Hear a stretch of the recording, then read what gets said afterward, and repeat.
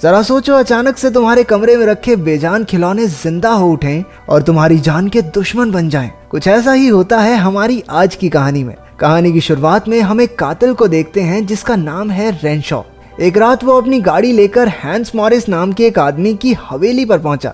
Morris करोड़ों की खिलौने बनाने वाली कंपनी का प्रेसिडेंट है। रेनशॉ को उसी का खून करने की सुपारी दी गई थी। वो अपने स्टोर रूम में कुछ खिलौने देख रहा था जब उसका हाथ हरे रंग की एक परी पर गया। रेनशॉ बाहर से उस पर नजर रखे हुए था और अब उसने अपने प्लान को अंजाम देने का फैसला किया। उसने गन लोड की और मास्क लगाकर दरवाजे की ओर बढ़ा। वो सिक्योरिटी गार्ड को चकमा देने के लिए बाहर एक फोन रख देता है जिस पर उल्टी गिनती चल रही थी। हड़बड़ाकर गार्ड फोन को बाहर फेंकने चला गया और इसी वक्त रेनशॉ ने हवेली में एंट्री मारी। मौका देखकर उसने सिक्योरिटी गार्ड को गोली मार दी और क्योंकि गन में साइलेंसर लगा हुआ था इसलिए गोली की आवाज मॉरिस तक नहीं पहुंची। फिर वो गार्ड से चाबियां चुराकर आसानी से सिक्योरिटी रूम में पहुंच गया। उसने सभी सीसीटीवी कैमरास बंद कर दिए और आखिरकार अपना मास्क हटाया। इसके बाद वो मॉरिस के कमरे की तरफ बढ़ने लगा। रास्ते में एक और सिक्योरिटी गार्ड को उसने चुटकियों में ठिकाने लगा दिया। कमरे में पहुंचते ही उसने मॉरिस की छाती पर 2 गोलियां और माथे पर 1 गोली दाग दी जिससे उसकी मौके पर ही मौत हो गई। रेनशॉ ने उस हरी परी वाले खिलौने को उठा लिया जिसे वो अपने शिकार मॉरिस की निशानी बनाकर रखेगा। उसे टेबल पर मॉरिस की मां की एक तस्वीर दिखाई दी जिस पर कुछ लिखा भी हुआ था। उसने इसके बारे में ज्यादा नहीं सोचा और वहां से निकल आया। उसने प्लेन में अपने क्लाइंट को मिशन कंप्लीट होने की खबर दी और आराम से बैठ गया। थोड़ी देर बाद उसके पास बैठी एक लड़की ने उससे च्युइंगम मांगी जिसे निकालने के लिए रेनशॉ अपना बैग खोलता है। उसके बैग में वो हरी परी वाला खिलौना देखकर लड़की भी सोच में पड़ गई कि इतना बड़ा आदमी अपने बैग में खिलौने रखता है, लेकिन उसने कुछ कहा नहीं। बाद में एयरपोर्ट पर उतरकर उसने देखा कि मॉरिस के खून की खबर चारों ओर फैल गई थी। तभी उसकी नजर एक बच्ची के बैग पर गई जिसमें वैसी ही एक गुड़िया थी जैसी उसने मॉरिस के कमरे में देखी थी। इसके बाद उसके साथ अजीबोगरीब चीजें होना शुरू हो गई। उसके घर की बिल्डिंग की रिसेप्शन टेबल पर भी एक हरे रंग का खिलौना था जो मॉरिस की टेबल पर भी हुआ करता था। घर पहुंचने पर रेनशॉ ने उस हरी परी को एक डिस्प्ले टेबल पर सजा दिया जहां वो उन सभी लोगों की निशानियां रखता था जिन्हें उसने मारा था। वहां चश्मे, चाबियां, पेन, पैसे और न जाने क्या क्या चीजें थी जो कभी उन मरने वालों की हुआ करती थी। देखते ही देखते वो सोफे पर बैठा बैठा सो गया। बीच रात में अचानक दरवाजे की घंटी बजी और उसकी आंख खुल गई। इतनी रात में कौन आया था? उसने कैमरा में देखा कि रिसेप्शनिस्ट हाथ में एक बड़ा सा बक्सा लिए उसके दरवाजे पर खड़ी थी। जब उसने दरवाजा नहीं खोला तो वो बक्से को वहीं रखकर वहां से चली गई। फिर रेनशॉ बक्सा अंदर ले आया और किचन काउंटर पर रख दिया। बक्से पर उसी का नाम था लेकिन भेजने वाले का नाम पता नहीं लिखा था। हालांकि उस पर सिग्नेचर किए हुए थे जो हूबहू मॉरिस की मां के सिग्नेचर जैसे लग रहे थे। पहले तो रेनशॉ ने सोचा कि बक्से को फेंकने में ही भलाई है, लेकिन फिर वो उसे खोलने से खुद को रोक नहीं पाया। वो बेहद बारीकी से रैपर उतारने लगा। अंदर उसे खिलौनों से भरा एक बक्सा मिला जो मॉरिस की कंपनी की तरफ से आया था। बक्से के पीछे लिखा था कि इसमें एक सीक्रेट बोनस सरप्राइज भी है। पहले तो रेनशॉ ने पूरी छानबीन की कि कहीं ये कोई जाल तो नहीं है, लेकिन ऐसा तो उसे कुछ भी नहीं मिला। उसने बक्सा खोला तो उसमें बहुत सारे प्लास्टिक सैनिक थे जिनके हाथों में बंदूकें थी। उसने एक खिलौने को निकालकर ध्यान से देखा लेकिन वो एकदम नॉर्मल था। बाद में अचानक से बक्सा अपने आप नीचे गिर गया। रेनशॉ को अच्छे से याद था कि बक्सा किनारे पर तो नहीं था। जैसे ही वो चेक करने गया तो देखते ही उसके होश उड़ गए। वो सभी खिलौने बक्से से गायब हो चुके थे। अब एक के बाद एक अजीबोगरीब चीजें होना शुरू हो गई। पर्दे खुद से हिलने लगे और अचानक सभी लाइट्स भी बंद हो गई। रेनशॉ ने देखा कि किसी ने लाइट्स की केबल ही काट दी थी। उसी पल एक सैनिक ने अपनी तेज धार बंदूक उसके पैर में घोंप दी। रेनशॉ को समझ आ गया था कि ये सारा किया धरा इन सैनिकों का ही है। जैसे ही वो उन्हें देखने के लिए झुका, सैनिकों ने उस पर अंधाधुंध गोलियां बरसानी शुरू कर दी। हालांकि गोलियां उसका ज्यादा कुछ नहीं बिगाड़ पाई, लेकिन अब वो डर चुका था। हद हो गई, खिलौनों से कौन डरता है यार। मम्मी! जल्द ही उन्होंने एक विस्फोटक फेंककर उसकी पैंट जला दी। रेनशॉ को एहसास हुआ कि ये सैनिक तो छोटा पैकेट बड़ा धमाका है वे। अब इनसे बचने की तरकीब सोचने के लिए वो बाथरूम की ओर भागा, लेकिन पीछे से लगातार फायरिंग चालू थी। उसके घुटने से खून बह रहा था और गर्दन पर भी काफी गोलियां लगी हुई थी। उनसे वो मरेगा नहीं, लेकिन उसे दर्द बहुत हो रहा था। रेनशॉ ने एक शीशे का इस्तेमाल करके बाहर की हालत चेक की तो उसने देखा कि सैनिकों की फौज लगातार लाइट बल्ब्स पर हमला कर रही थी, जिससे कि वहां पूरी तरह अंधेरा हो जाए। तभी अचानक उन्होंने उसके शीशे को एक मिसाइल से उड़ा दिया। अब रेनशॉ भी गुस्से से भर चुका था। वो तेजी से अपने कमरे में गया और बंदूक निकाल ली। बंदूक की मदद से वो किसी तरह बचता बचाता किचन तक पहुंचा, जहां उसने अपनी राइफल छुपा रखी थी।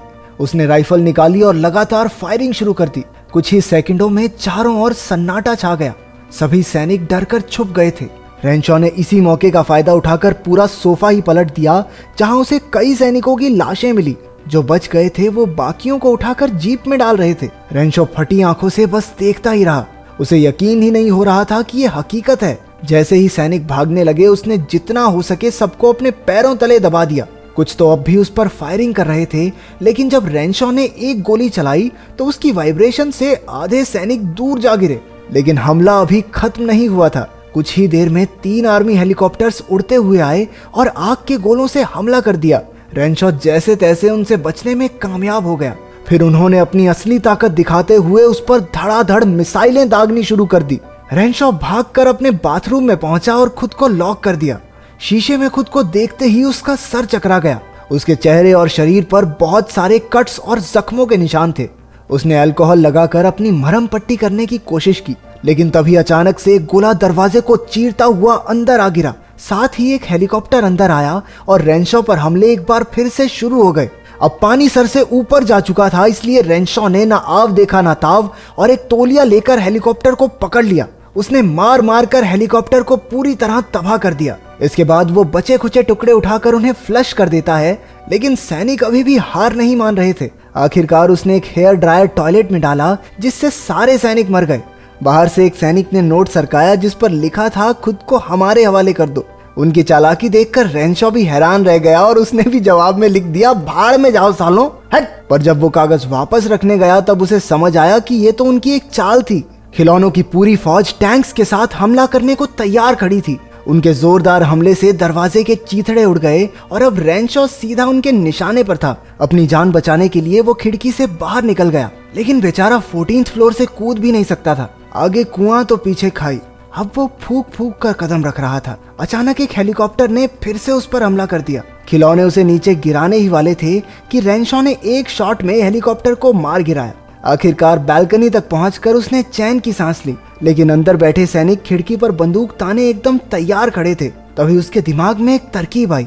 रेंशॉ ने एक रबर डक के जरिए सैनिकों का ध्यान भटकाया और फिर मौका मिलते ही दूसरी ओर से फायर एक्सटिंग्विशर से उन पर हमला कर दिया। जबरदस्त भगदड़ मच गई और तभी उसकी नजर कुछ और फौजियों पर पड़ी। उन्होंने जीप में उसे चारों ओर से घेर लिया और लगातार गोलियां चलानी शुरू कर दी। अब लड़ाई और भी खतरनाक होने वाली थी। रेंशॉ ने स्प्रे और लाइटर की मदद से जबरदस्त आग पैदा की और सैनिकों को जिंदा ही जला दिया। और तो और एक चाकू लेकर पागलों की तरह उन खिलौनों को छोटे छोटे टुकड़ों में काटने लगा। इसके बाद उसने फायर एक्सटिंग्विशर से लड़ रहे सैनिकों पर एक भारी डब्बा फेंक दिया, जिसके नीचे दबकर सबकी चटनी बन गई। आखिरकार सभी फौजी खिलौने अब मारे जा चुके थे। अपनी जीत पक्की करने के लिए रेंशॉ ने सभी खिलौनों को गिना और उनके डब्बे के नंबर से मिलाया। अब एक भी सैनिक नहीं बचा था और इसी तरह उसकी जान बच गई। ऐसे कैसे बच जाएगा? उसने खिलौनों को तो गिन लिया, लेकिन एक बात भूल गया कि डब्बे के पीछे लिखा था बोनस सरप्राइजेस। सबकी गेम बजाने के बाद वो आराम करने के लिए थोड़ी देर पूल में आ गया, लेकिन अचानक किसी ने पानी में उसकी कलाई काट डाली। उसने फटाफट पानी से बाहर आकर देखा कि खून बहुत ज्यादा बह रहा था, तो उसने सुई धागा लेकर स्टिचेस लगाने की पूरी कोशिश की। अब वो घर से बाहर जाने का फैसला करता है ताकि जो भी ये चीज है उस पर दोबारा हमला ना कर सके। रेंशॉ इस बात से बिल्कुल अनजान था कि उसके दुश्मन उसके साथ ही लिफ्ट में पहुंच चुके हैं। अचानक से सारी लाइटें फूट गई और लिफ्ट ऑपरेट करने वाले सभी बटन्स भी टूट गए। अब रेंशॉ इस लिफ्ट में कैद हो चुका था। उसने एक फ्लैश लाइट जलाकर देखा कि वहां सिर्फ एक कमांडो मौजूद था। लिफ्ट के ऊपर का हिस्सा गायब था, इसलिए कमांडो उसी रास्ते से लिफ्ट से बाहर निकल गया। रेंशॉ भी उसका पीछा करने लगा और उसने देखा कि लिफ्ट तो अटकी हुई थी। अब उसके पास बच निकलने का कोई रास्ता नहीं था। एक आखिरी उम्मीद के साथ वो बगल वाली लिफ्ट की छत पर कूद गया। उसने सीलिंग पैनल हटाया और लिफ्ट के अंदर पहुंच गया। वो किसी तरह कमांडो से बच निकला था, लेकिन उसकी खुशी ज्यादा देर नहीं टिकी, क्योंकि कमांडो भी उसी के साथ छुपकर वहां पहुंच चुका था। खिलौने ने एक चाकू लगातार रेंशॉ के शरीर में घोंपना शुरू कर दिया, लेकिन रेंशॉ को उसके इस वार से कोई ज्यादा फर्क नहीं पड़ा। रेंशॉ ने उस खिलौने कमांडो को पकड़ा और लिफ्ट के दोनों दरवाजों के बीच में उसका सर दे दिया। रेंशॉ उसके शरीर को देखकर मुस्कुराने लगा, लेकिन जल्द ही उसे एहसास हो गया कि खिलौने की बॉडी में एक बॉम्ब लगा हुआ है। उसी पल बॉम्ब के फटने से जोरदार धमाका हुआ और रेंशॉ की लाइफ का भी दी एंड हो गया। इसके बाद हमने खिलौने के बक्से पर एक स्टिकर देखा जिस पर लिखा हुआ था कि बोनस सरप्राइज के तौर पर उसमें एक कमांडो और थर्मोन्यूक्लियर बॉम्ब अटैच था। इसी के साथ खिलौनों ने अपने मालिक की मौत का बदला ले लिया। तो बचपन में तुम्हारे पास ऐसा कौन सा खिलौना था जो तुम्हें सबसे ज्यादा प्यारा हो? जैसे मुझे मेरी ये रिमोट कंट्रोल कार बहुत पसंद है। कमेंट्स में जरूर बताना।